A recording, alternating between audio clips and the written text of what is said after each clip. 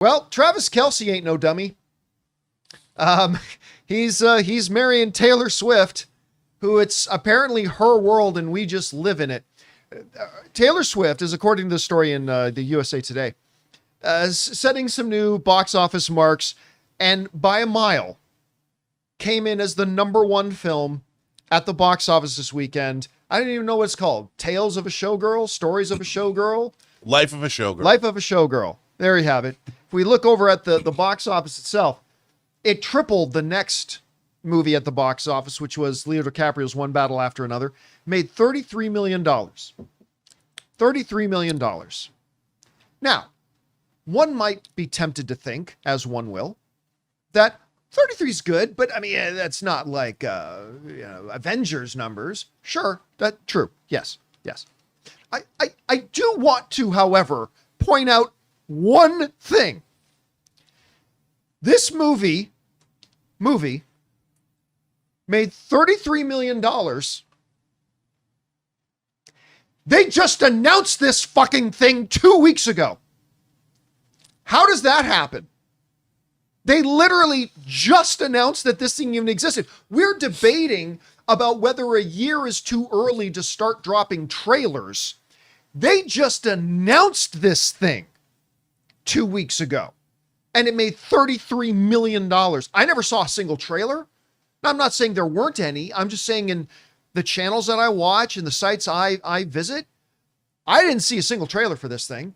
They just announced, oh, hey, I'm going to put something in the movie theaters, which isn't even like the Eras tour, where it's like this big global tour. And from what I understand, is basically the music videos for all the songs with the lyrics coming up and her telling the stories of what's behind them. If I understand it right, I wasn't there. I didn't see it. But I'm sorry. There's no way to sort of paint this as anything other than absolutely remarkable. Absolutely remarkable. $33 million for any project. I don't care if it was an Avengers film that was only announced 2 weeks ago. Now, don't get me wrong. Secret Avengers movie coming in 2 weeks. It'll make more than 33, but it's going to take something like that. No marketing campaign to speak of. Just Taylor Swift saying to her people, oh, I'm going to have something in the movie theaters next week. That is crazy. And I'll tell you who loves Taylor Swift more than anybody in the world. It's not Travis Kelce. It's not the Swifties. It's AMC theaters and other movie theater chains that happen to play the thing in a weekend that otherwise would have had a #1 movie make $11 million. This thing came out and made 33. Hey, listen, I'm not a Swiftie. Don't get me wrong. I think Taylor Swift has got some really good songs. Sure, she's not my general cup of tea, and that's okay. But give credit where credit is due. Holy crap. I mean, the #1 artist in the world is probably Bad Bunny. I don't know if you announce a Bad Bunny in theater project in 2 weeks that it makes more than 33 million. Like, I'm not saying it wouldn't. I'm just saying I don't even know.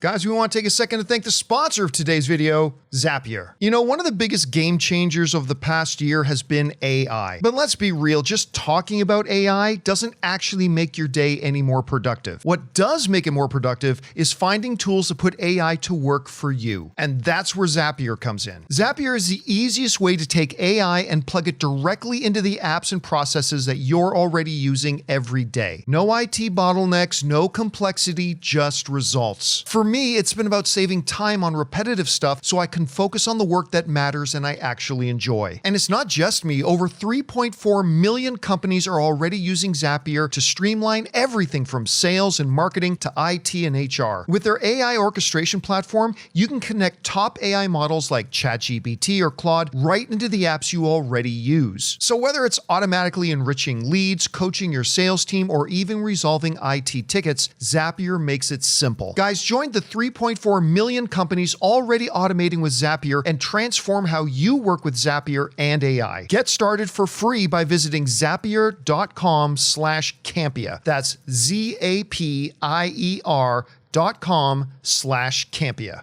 Anyway, Rob, you saw this. If you're a movie theater manager, you love Taylor Swift today. She announces this thing 2 weeks ago. It makes $33 million, taking the #1 spot at the box office. I don't know. What is standing out to you about this? Well, John, first of all, One Battle After Another that stars Leonardo DiCaprio, Mr. Titanic, only made $21 million opening weekend domestically. This made... Directed by Paul Thomas Anderson with Sean Penn, another Academy Award winner, Benicio del Toro. I mean, yeah. You know, in 2012, I was in Denmark. I was in Copenhagen visiting a friend of mine, Sina. And Sina had a 13-year-old daughter at the time who's now like a doctor. But she explained to me the most important thing in her life was if something was Swiftish or not. I was like, what does that even mean? This was 13 years ago. And she was talking about Taylor Swift and how Taylor Swift was a fashion icon to her. And I'm like, oh, I mean, I was vaguely aware of Taylor Swift. Cut to today, where this was basically a commercial. So she could write off the entire production of this movie. She puts it in theaters the weekend that her album is released. I think her album came out Friday. And so this was in theaters, what, maybe Friday, Saturday, Sunday? Short run. So the entire thing that you can write off the cost of making this as marketing. And you could say it cost however much you wanted to say it cost. $100 million because they shot it at all these arena shows or whatever. So call it what you want. It's a brilliant business move. She's one of the best business women who's ever lived in the entertainment business. Just look at her thing to get the rights to her own music back. Oh my God. And when she couldn't at first, she says, okay, I can't get the rights to my own. I'm going to re-record. I'll just re-record all of them. Baller. I mean, baller move. She's like the most baller chick in entertainment, maybe ever. Maybe ever. Eva Longoria is pretty up there too now. Yeah, because she's coming in and financing movies when they were about to fall apart. But I mean, Taylor Swift is. I like you. I'm not. I did hear some of her songs because I was listening to a show about the album. Some of the songs are pretty good. They're just not really my speed. I haven't heard anything yet. I just know my wife texted me and said the new Taylor album's really good. Okay. I haven't heard any of them myself yet. There's some good ones on there. The ones I heard, I think I heard like 6. But still, an amazing, amazing feat for her. Incredible. And then, I mean, they'll put out the physical media of this. Her fans were buying everything. Unbelievable. It's just unbelievable. You know, I remember when she did the Eras tour thing, and a lot of people asked questions that I'm seeing being asked today already. Well, now should every band be doing this? Fair question, but I'm going to say the same thing I said when the Eras tour thing came out. There are I don't even think you need an entirety of one hand to count the artists that are in the world today that are on the level of Taylor Swift, that you can do something like this. Like, you know, whatever, Smash Mouth putting out their theatrical experience. It's not going to make $33 million. You know, I make 33,000. Yeah. I'm like, maybe, like I said, I mentioned maybe Bad Bunny. But I mean, you can't really look at this as a template because there's not, just like when Super Mario Brothers movie made 1.3 billion, say, oh, they should start turning all the Nintendo stuff in. Well, that's great, but there's only one Mario Brothers. So it makes it difficult. And you have to ask yourself, is Smash Mouth Swiftish? No. Yeah. And in real life, I mean, Taylor Swift isn't just a brand. She's not just a musician. She's been a whole generation or maybe multiple generations of women's best friend for the better part of the last 2 decades. Yeah. So, you know, you've got a person that has her philosophy of life has defined a generation of women, and they're going to support her. And what's going to be more interesting is she's in her mid-30s right now. I mean, Madonna's still making music at 60. Taylor Swift has got decades in front of her. And I don't see her going anywhere as long as she keeps putting out relevant music. And as she ages and has things to say about, I'm sure, about marriage, she's going to continue to be relevant to her fan base. How many people in the world have had that? Well, I know one, William Shatner. Captain Kirk aged with me. By the way, I'm seeing some people in the live chat saying Beyonce could do it. No, she can't. No, she can't. I love Beyonce, by the way. I think she's one of the defining artists of my lifetime.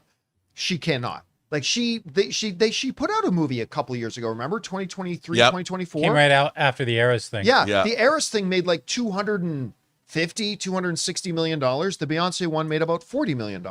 You have to ask yourself about the fan base. It's the consumers The people that are going to see the Swifties love Taylor Swift because she is their best friend. She really Yeah. is. And she's always, look, all the good she does when she goes from venue to venue, how much money she gives local animal shelters, homeless shelters. She donates. I mean, she's like a walking charity, and she pays her drivers well. She pays all of her support staff well. I mean, she does business the way most of America should do business. And the proof's in the pudding. Yeah. All right, guys. Question is for you. I'm going to go out on a limb and guess not a lot of you watching this particular show went out to go see the new Taylor Swift film. I didn't either, but a lot of people did on a movie that literally had 2 weeks notice. By the way, this movie's coming in 2 weeks. Bye. And it makes $33 million. Anyway, whatever your takeaway from all that is, jump down to the comment section below and let us know your thoughts. Hey guys, thanks so much for watching this video. Make sure you like the video, leave a comment, and subscribe to our channel. And don't forget, we have a daily podcast called the John Campea Show podcast, available on Apple Podcasts, Spotify, or your favorite podcasting app of choice. Go and subscribe to it today so it'll be there when you need it.